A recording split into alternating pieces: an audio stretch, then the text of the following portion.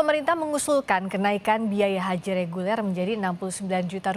Kenapa kenaikannya mencapai 76% lebih dari tahun lalu? Kita bahas bersama Wakil Menteri Agama Zainud Tauhid Saadi, bergabung juga Ketua Komisi 8 DPR RI Ashabul Kahfi. Assalamualaikum warahmatullahi wabarakatuh. Selamat malam Bapak-Bapak. Waalaikumsalam Waalaikumsalam warahmatullahi warahmatullahi wabarakatuh. wabarakatuh. Selamat malam Mbak Friska. Selamat malam, saya ke Pak Wamen dulu. Hitung-hitungannya bagaimana ini sampai naiknya 76% kurang lebih dari tahun 2022 usulannya? Iya Mbak Friska, pemerintah melalui Bapak Menteri Agama mengajukan skema biaya penyelenggaraan ibadah haji atau BPIH yang lebih proporsional dan berkeadilan. Komposisi biaya perjalanan ibadah haji atau BP yang ditanggung jemaah dan penggunaan nilai manfaat dihitung secara lebih rasional dan proporsional. Hal ini dimaksudkan untuk menjaga agar nilai manfaat yang menjadi hak seluruh jemaah haji Indonesia, termasuk yang masih mengantri keberangkatan, tidak tergerus habis.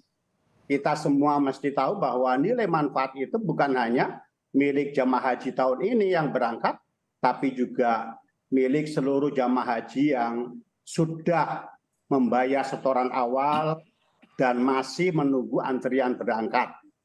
Perlu diketahui, pemanfaatan dana nilai manfaat sejak tahun 2010 sampai tahun 2022 itu terus mengalami peningkatan. Tahun 2010 nilai manfaat ya dari setoran awal itu 4.450.000. Ya, sementara BB itu 30 juta, 5. Posisi ini hanya 13%. Sementara BP 87%. Dalam perkembangan selanjutnya komposisi nilai manfaat terus mengalami peningkatan. Ya, tahun 2011 dan tahun 2012 menjadi 19%. Ya. Tahun 2013 20%. Ya. Nah, Pak Wamen izin menjelaskan lebih sederhana kepada masyarakat. Bagaimana masyarakat bisa memahami nilai manfaat itu apa, begitu yang betul-betul dirasakan masyarakat, Pak Wamen?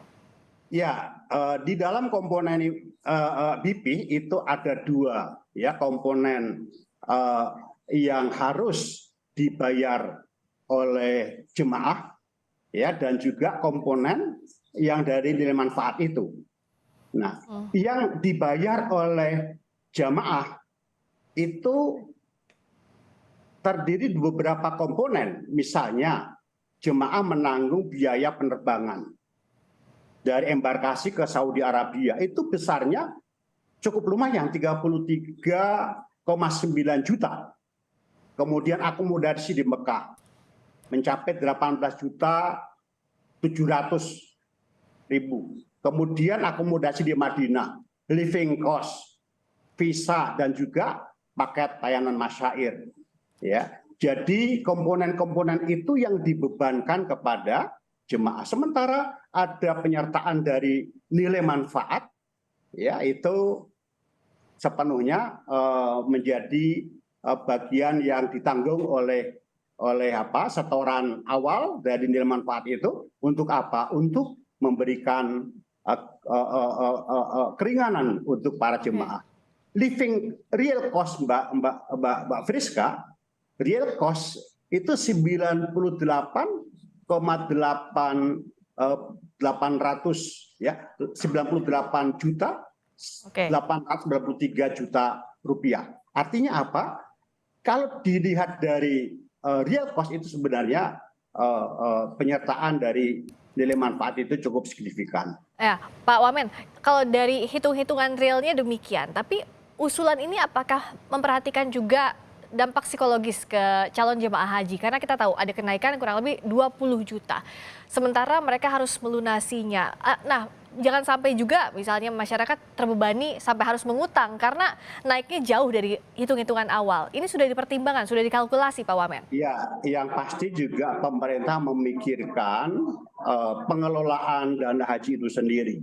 Kalau terlalu besar komponen nilai manfaatnya, itu lama-kelamaan nilai manfaat itu akan tergerus habis. ya kalau misalnya komposisi ya nilai manfaat itu sampai 59%, diperkirakan tahun 2027 itu nilai manfaat akan tergerus habis. Bahkan boleh jadi akan menggerus modal pokoknya. Itu yang kita khawatirkan. Untuk itu melalui kepemimpinan Bapak Menteri Agama yang sekarang ini dicoba untuk membuat skema yang lebih rasional, skema yang lebih proporsional dan lebih berkeadilan. Skemanya sudah rasional, proporsional, dan berkeadilan belum kalau dari DPR melihatnya, Pak Asabul? Ya, jadi begini, Pak. Assalamualaikum Pak Wamen. Waalaikumsalam.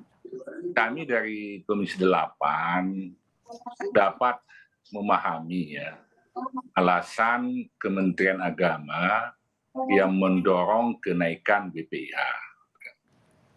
Tapi yang kami tidak setuju kalau kenaikannya sangat drastis dan signifikan. Terbalik. Jadi dari 30-70, sekarang terbalik 70-30. Ini tentu sangat mengagetkan, khususnya masyarakat yang akan berangkat tahun ini. Olehnya itu kami mencoba menawarkan solusi agar beban ini tidak 30-70, tetapi kita menawarkan solusi 50-50%. Jadi 50% dibebankan kepada jamaah, kemudian 50% tetap menjadi beban BPKH. Karena kalau sampai kenaikannya 79% seperti yang disampaikan tadi, saya khawatir dan mulai saja kemarin saya sudah menerima telepon bertubi-tubi pengaduan dari masyarakat. Pak Ketua, saya tidak bakalan haji lagi tahun ini walaupun sudah giliran saya. Nah, jadi saya kira ini perlu kita pikirkan bersama. Dan Komisi 8 melalui Panja BPIH ini sudah bersepakat dengan Kementerian Agama untuk membahas BPIH ini sehingga ada solusi yang bisa lebih meringankan para calon jamaah. Di satu sisi juga BPKH bisa mengelola keberlangsungan dana haji yang dikelola di sana. Nah Pak Wamen tadi belum apa-apa sudah banyak ditelepon tampaknya Pak Ketua nih. Dan hitung-hitungannya sudah ada kajian studinya atau bagaimana? Ketemu angka 70% yang dibebankan kepada jemaah, saya kira itu angka yang ideal ya, angka ideal. Karena kita melihat memperhitungkan pergerakan nilai manfaat yang harus dikelola oleh BPKH itu juga harus nantinya mengalir kepada seluruh jamaah haji Indonesia yang sekarang ini masih mengalami daftar tunggu. Yang kami khawatirkan kalau kemudian kita semangatnya dihabiskan di depan, itu nanti jemaah haji yang di belakang tidak mendapatkan manfaat apa-apa. Ini yang juga perlu mendapatkan perhatian kita bersama. Yang pasti kami juga ingin bahwa biaya perjalanan ibadah haji itu betul-betul bisa terjangkau oleh masyarakat. Namun juga dalam kondisi tertentu kita juga harus lebih rasional dan juga lebih proporsional. Untuk apa? Untuk keadilan bersama. Oke. Jadi maksud saya begini tadi. Silakan Pak Ketua. Jadi beban 50% ini agar jemaah itu nggak terlalu kaget gitu kan. Jadi tidak drastis langsung begitu ya, Pak Asabul Kafi? Nah, kemudian pada saat yang sama kita dorong BPKH untuk melakukan inovasi investasi sehingga manfaat dari investasi itu bisa lebih besar daripada model investasi yang ada hari ini. Jadi mungkin kita kasih waktu 4-5 tahun lah BPK untuk membenahi investasinya. Setelah 5 tahun kita lakukan evaluasi bahwa apakah skema 50-50 ini akan kita pertahankan atau tidak, ya nantilah kita lihat. Memang sih kalau BPKH tetap dengan model investasi hari ini, itu sangat berat bagi BPKH untuk melakukan subsidi yang lebih besar. Ya. Nah, makanya kita dorong lah 4 sampai 5 tahun kita dorong dia investasi di sektor real.